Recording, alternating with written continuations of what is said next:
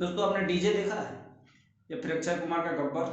आप सोच रहे होंगे क्यों पूछ रहा हूँ। बताता हूँ क्यों पूछ रहा हूँ। मैंने देखा पवन सिंह और रवि किशन स्टारर फिल्म मेरा भारत महान। मैंने जब ये फिल्म देखा तो मुझे ये लगा कि ये फिल्म गब्बर या फिर डीजे इन्हीं जैसे फिल्मों से प्रेरित है ये फिल्म। और हम इसी फिल्म के बारे में बात करेंगे, कैसी है फिल्म, क्या है कहानी, क्या अच्छा है फिल्म में और क्या अच्छा हो सकता था। बिना किसी देरी किए हुए चलते हैं, शुरू करते हैं यह वीडियो।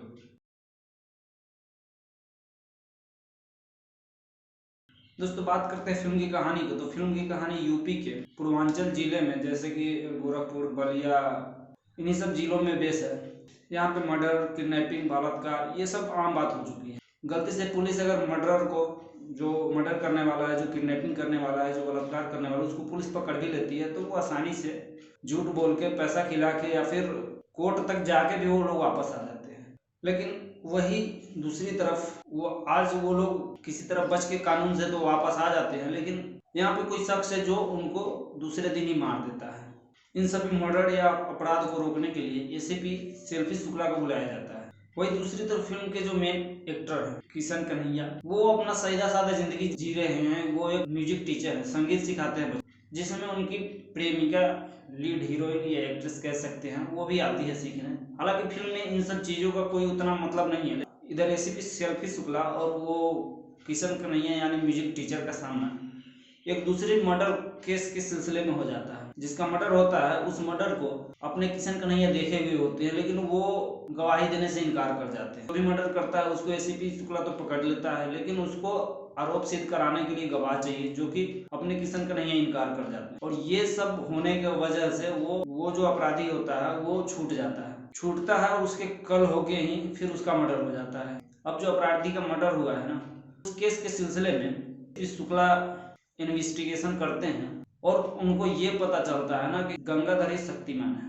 अब आता है फिल्म में एक ट्विस्ट। एसीपी दोस्तों, अब आगे क्या होता है, कौन है जो अपराधी को मार रहा है और क्यों मार रहा है, और क्या एसीपी सेल्फी शुक्ला उसको पकड़ पाएगा, ये सब देखना है तो आपको फिल्म देखनी पड़ेगी। तो अब बात करते हैं फिल्म की अच्छी बातों की। फिल्म की कहानी मतलब से बिल्कुल नई तो नहीं है, लेकिन हाँ, फिल्म का जो एग्जीक्यूशन है, मतलब जैसे फिल्म को दिखाया गया है वो अच्छा लगता है।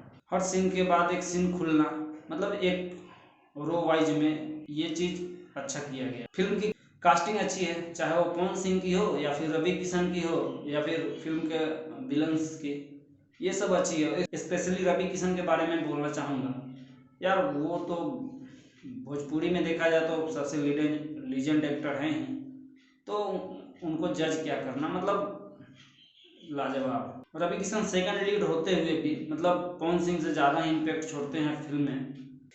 फिल्म का जो कॉन्सेप्ट है गलत तरीके से सही करने वाला, वो भी काफ़ी अच्छा लगा।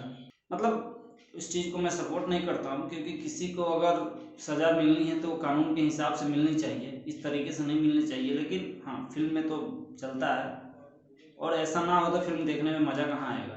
तो अब बात कर लेते हैं फिल्म की उन बातों की जो अच्छी हो सकती थी। नंबर 1, फिल्म के कुछ डायलॉग जो रवि किशन द्वारा बोले गए हैं। डायलॉग कम, चुनाव प्रचार ज़्यादा लगते हैं।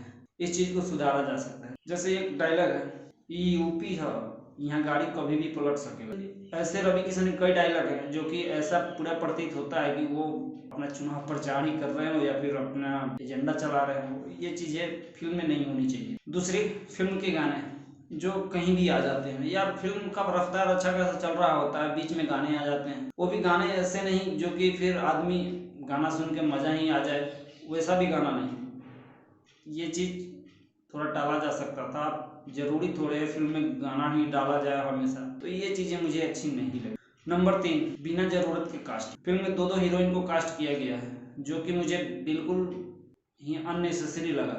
इनकी ज़रूरत ही नहीं।